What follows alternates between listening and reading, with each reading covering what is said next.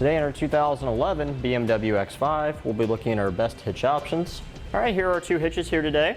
On the top, we have a Draw-Tite Class 3, part number 75600. On the bottom here, we have a Curt Class 3, part number 13077. Now, both of these hitches are a fairly involved installation. You have to remove the entire rear bumper cover of the vehicle and temporarily remove the rear crash bar. The Draw-Tite hitch here on the top reinstalls using factory hardware. The Curt hitch here on the bottom reinstalls with some new nuts and some conical tooth washers. In order to remove the bumper cover on this vehicle, there are 6 plastic rivets you have to remove. The Draw-Tite hitch here comes with 6 new of those rivets. You got to have a special plastic rivet tool to reinstall them. Whereas the Curt hitch here comes with some new plastic pushpin fasteners that don't require any special tools to install. Now, both of these hitches will require some fairly significant trimming of the rear fascia of the vehicle in order for them to be installed. So right now we have the Draw-Tite hitch installed on this BMW. We had to trim about 2 inches here up and about 8 inches wide going across.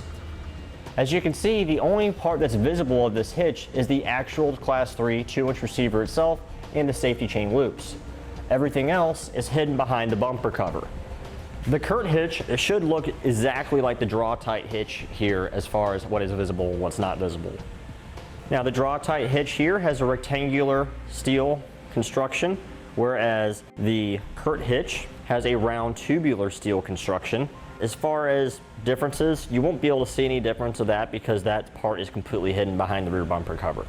Both of our hitches here today have a round tubular safety chain loop, so it's real easy to hook even small diameter safety chains on.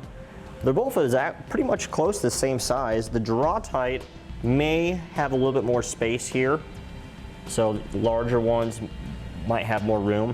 Now, both our Curt and Draw-Tite hitch have our standard 5/8 diameter hitch pin hole, whereas the Draw-Tite here has an additional hole for a J-pin stabilization device. What a J-pin stabilization device does is take some of that annoying shake and play and rattle out of the device that's inserted into the tube of your receiver, such as a bike rack or a cargo carrier. As you can see, the Curt does not have that. Now, if you're using this Curt hitch for a non-trailer application, such as for a bike rack or a cargo carrier, Curt requires the use of a stabilization strap to help support the load. Both of these hitches here feature a 6,000 pound max gross trailer weight rating and a 600 pound max tongue weight rating. And those numbers stay the same if we're using it with weight distribution. Obviously, you want to consult with the owner's manual of your vehicle and not exceed whatever it's rated to tow. So if it's only rated to tow 5,000 pounds, we don't want to tow the full 6,000 pounds that these hitches are rated for. For my personal preference here, I would probably lean towards the Draw-Tite hitch myself.